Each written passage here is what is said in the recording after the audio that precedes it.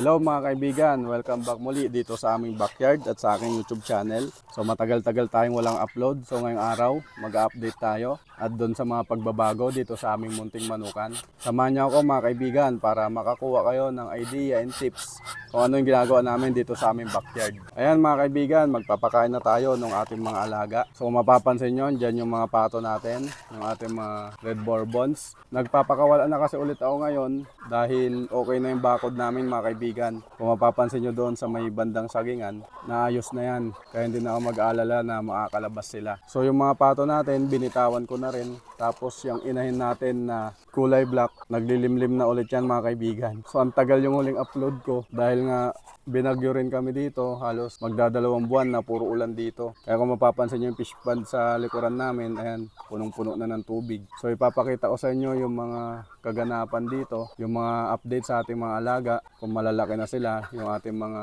pinapalaking native, yung mga Muscovy ducks, at yung iba pa nating mga alaga dito. So ayan, papakainin ko muna sila mga kaibigan at hayaan ko munang gumala para makapagbilad-bilad sila dahil nga na-stress din sila sa sobrang pag-uulan mga kaibigan. Buti na lang wala tayong problema sa bubong dahil may masisilungan sila at maluwag yung ating bubungan dito. Ito na pala mga kaibigan yung ating mga native chicks na pangatlong batch. Pero first batch nitong ating basal na hen o yung ating dumalaga. So 5 yan, may namatay na 2. Kaya 3 na lang yung natira. So mahirap talaga bumuhay ng sisiw mga kaibigan pag tuloy-tuloy yung pag-uulan. So hindi naman to ginagastusan masyado ng vitamins. Konting vitamins lang to, tapos wala pa silang bakuna. Hindi ko pa nabakunahan mga kaibigan. Pero kahit ganun pa man ay nakapalaki pa rin tayo. Dito pala sa mga sisiw natin. Ayan, 8 to. 5 na lang yung natira. May nalagas din na 3 mga kaibigan. So nakakapanghinayang pero kahit ganoon pa man, ayan, nakapabuhay pa rin tayo. Meron pa tayong mapapalaki for December para sa next breeding season. Ayan, pero parang puro pangkalto mga kaibigan kasi puro lalaki. Ito mga kaibigan, yung magandang palaki natin, yung mga Muscovy ducks natin, ayan, ang kikinis at ang tataba. So tamang-tama yan, makapili tayo ng next set of breeders natin sa kanila. Ayan, kung makikita nyo, ang laki ng mga produce natin. Yun yung kinaganda kapag hindi magkapareho yung pinanggalingan ng ating mga breeders. Hindi inbreed yung mga anak nila at makikita nyo basta alaga sa magandang patoka mga kaibigan, maganda rin yung laki ng ating mga alaga. So ito 2 times a day lang namin sila pinapakain pero tignan nyo naman ang bubulas. Tapos ito naman pala mga kaibigan yung ating pinapalaki na kulay puti na manok. Ayan siya. Yung pinakita ko sa inyo nung nakaraan na puro bulutong, ayan, naka-recover na siya. Bumalik na yung mapula niyang palong at healthy na. Tapos ito yung ating dumalaga. Bali 3 yung pinapalaki kong dumalaga mga kaibigan. Tamang-tama. Meron tayong next set of breeders na pwede natin pamarisan ng ibang tandang na native. Tapos dito pala, ayan, may nangingitlog mga kaibigan.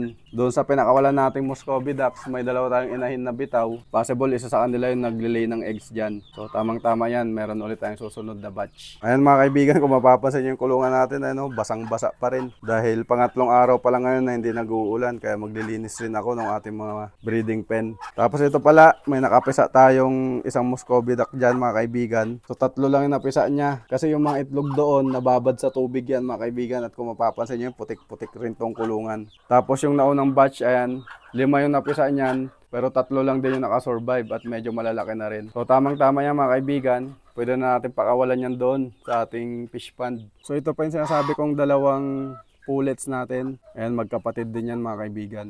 Malapit na natin magamit yan na breeders, ilang buwan na lang. So nakasurvive din yan sa tag-ulan. So maglilinis rin kami dito sa aming bakuran kasi marami ring nasira mga kaibigan. Lalo na yung ating mga pilapil, yung hinukay ko nung nakaraan, nung summer, na wash out din ng tubig. Ito pala mga kaibigan yung unang-unang batch ng ating mga pato. So 5 na lang yung natira. Meron kasing namatay na 2 dito. So sayang dahil malalaki na. Ewan ko kung bakit namatay mga kaibigan. Possible to puro babae. Pipili tayo ng pinakamagandang laki dyan. Tapos yung maliliit, ikakal ko. So sa observation ko mga kaibigan, isa lang naman yung medyo nahuling laki, yun nasa gitna. Yung 4, good size na yan mga kaibigan. So meron tayong pandagdag na inahin para maparami natin sila. So ang target ko kasi minimum ko 10 inahin mga kaibigan para makapag-produce tayo ng sisiw na maramihan, makabenta. So ito pala yung mga kapatid ng mga hen natin ay nakahiwalay sila. Gaya ng sabi ko, kapag mga lalaki malakas kumain, may iwan kasi yung mga babae kapag hinayaan natin magkakasama sila. Kailangan ihiwalay nyo rin mga kaibigan para sigurado kayo na makakalaki sila parehas na maayos. So ito pala yung nililimliman nung inahin natin na kulay itim mga kaibigan. Ayan, 13 eggs. So may 1 week na rin siya naglilimlim. Sana maraming fertile. So kapag may time ako, i-check ko yan kung ilan yung fertilize dyan na itlog para malaman natin kung ilan yung possible na mapipisa. So i-update ko kayo dyan mga kaibigan para magkaroon kayo ng idea kung ilan yung magiging pasisiw natin. So buti na lang bumaba siya at hindi ako nahirapan mag-video kasi minsan biglang lumilipad yun. Mabasag pa yung mga itlog. Ito pala mga kaibigan yung ating incubator. Ayan, matagal na tenga. Ayan, madumi pa yung loob. So lilinisan ko to. Tinesting ko to nung nakaraan, gumagana pa. Gayang sabi ko yung STC 1000 lang yung problema dyan. Ayan, so meron na tayong pamalit na bago. Ito na mga kaibigan. Shout out kay Sir Vince ng VLD Egg Incubator. So calibrated na yun mga kaibigan. Binili ko sa kanya para plug and play na lang. So masigurado tayo na okay yung setup. Kasi sa kanila naman galing tong incubator. Kaya direkta na lang ang bumibili sa kanya kapag nagka-problema yung ating incubator. So pipinturahan ko din to mga kaibigan ay medyo kinalawang na. Para pag nangitlog ulit yung ating Red Bourbon, may pagsasalangan na tayo at presentable at sigurado tayong di masisira yung itlog. And medyo may mga amag-amag pa. So ayusin ko muna to mga kaibigan, i-update ko kayo mamaya. Ayan mga kaibigan, painumin natin tong ating mga pato.